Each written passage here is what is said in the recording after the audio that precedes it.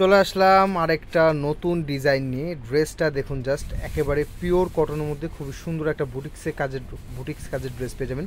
সালোয়ারগুলো 2.5 গজের কটন সালোয়ার পেয়ে যাবেন। এগুলো একেবারে প্রত্যেকটা ড্রেস কিন্তু ফ্রি সাইজে থাকবে।